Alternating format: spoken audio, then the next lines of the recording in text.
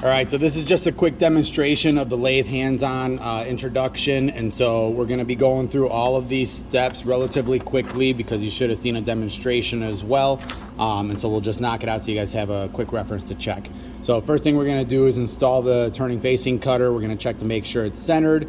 We're going to make sure the insert looks good, and then we're going to check.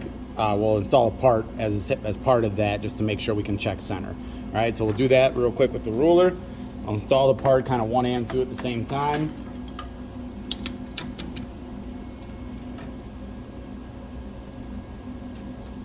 All right, and I'm going to install the turning tool. Make sure all 3 screws are engaged.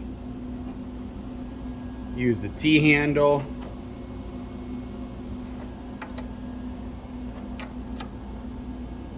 Tighten it up.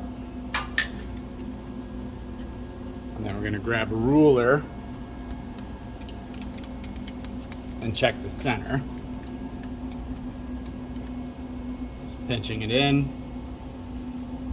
Okay, it appears to be pretty good. Remember, we're just looking so it doesn't look way out this way, which would mean it's too low, or way this way, which means it's too high. And so we're looking for about vertical, which is looking pretty good. Okay, so now you would get these signed off. We'd make sure that you're good to go. Then you're going to measure the diameter of your part and see where you're starting off at. So you're going to use your caliper for that. Make sure it's on and zeroed. Okay, then I'm going to measure. And I've got 2.280. So that's my starting position. So I'm going to write that down on my paper. Okay, so I'm starting at 2 inches, 280 thousandths. Now I'm going to knock out the next several steps at once. So I'm going to move the cutter to the right hand side of the part with the Z-axis. So that's where I am right now. I'm going to turn on and adjust to around 2,000 RPM in the forward direction. So that's lever up. Make sure your emergency stop is off. Okay, I'm going to check here. I'm at 1388 now. I'm going to crank it up to around 2000.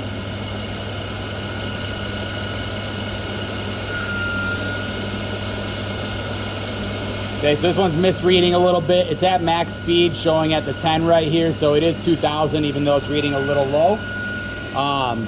We're going to touch carefully on the outside diameter of the part, then move the cutter to the right with the Z-axis, and then we're going to zero out the X-axis on the digital readout. I'll do that right now.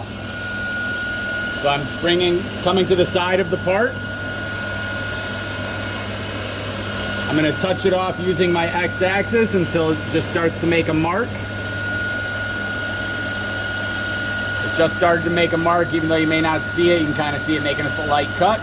And then bring it off to the right of the part and zero out my X-axis. Okay, so now I'm at 0 on X. My next couple of steps are to move it in 10 thousandths of an inch. And remember, only pay attention to the first 3 decimals.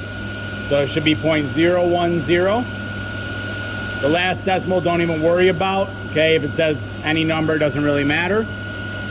Make sure you get a sign off there.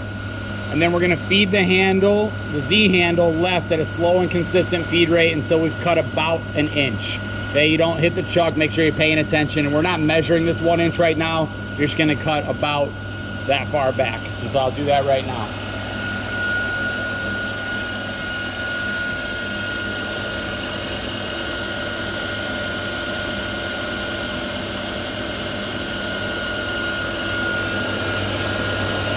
And then the next step is to move it back to the right until it clears the part. So I'm just going to come right back out. A lot of times it'll still make a little cut on the way back out, so I keep a nice consistent feed rate. And then that says to turn the machine off. Okay, so I just accomplished step 11. Now we're going to measure the diameter of the part. And if I did everything correctly, touched off lightly, took 10 thousandths, I should be roughly at 2.270, which would be 10 taken off of that. And so I'll check that.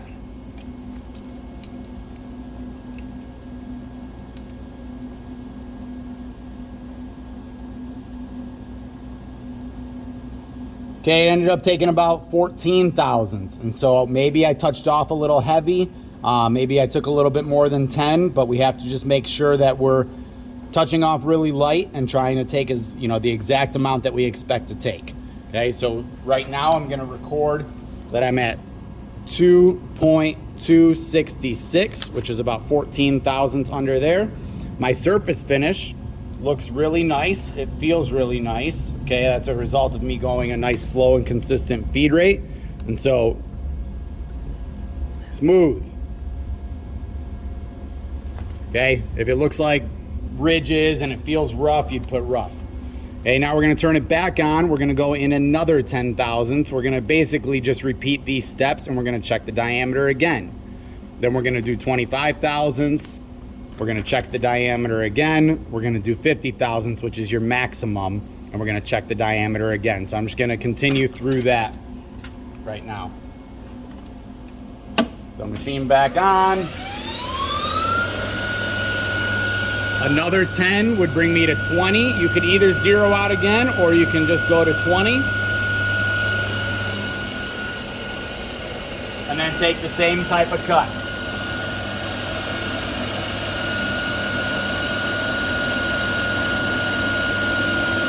And then come back to the right. Okay. And actually the difference here is you're supposed to feed it fast, so I'm gonna do that one more time. I'm gonna go another 10 to kind of show you guys. And then I'm gonna go real fast in and out. We're gonna check and see what that did. Okay, first of all, notice the surface finish does not look as nice. And if you could feel it, you would actually feel ridges right here because you didn't give the machine enough chance to do the job. Okay, now I'm gonna measure it, and it actually ended up taking off more than I would have expected because I was going really fast and I'm kind of doing a rough operation. It's not doing a clean cut, and so you just need to make sure that you're doing a nice consistent feed rate. So I'm gonna mark that down, which was 2 inches, 227 thousandths. My surface finish is rough. Okay, so it should look like that. Okay, now I can do 25 thousandths. So if I'm right here, I'm on 30. If I add 25 to that, it would be 55, or I could just press X0 and go 25 from there.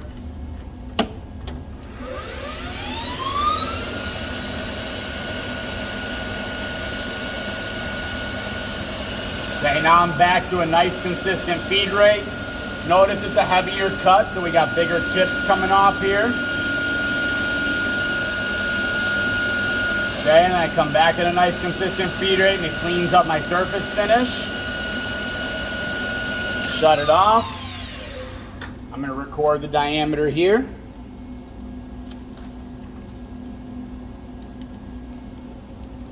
Okay, so my diameter now is 1.170 or 2.170. So I'm gonna record that.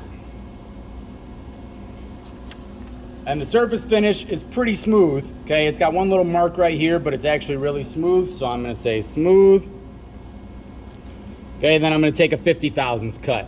So for this one, I'll just re-zero. I could go to 105, but I'll just zero it out. And I'll go in another 50 from there. And this is the maximum you can take.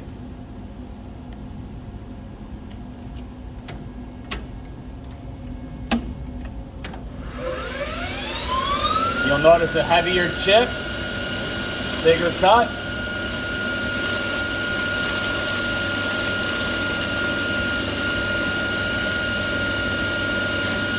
Okay, and nice and consistent on the way out.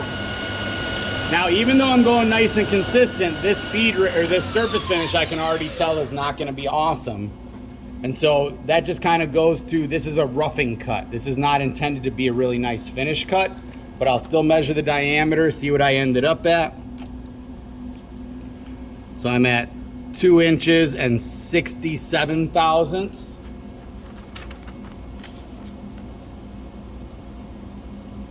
And my surface finish is rough. So the next thing we would do is we would do the exact same steps, 14 through 20, but now instead of cutting the diameter, you're gonna be doing the same type of thing, but taking facing cuts. So you'll be reversing which axes you zero out. So the biggest difference is you're gonna zero out your Z axis and you're going to be taking cuts. You're going to be setting your depth of cut with the Z-axis, and you're going to be cutting into the middle of the part for facing cuts.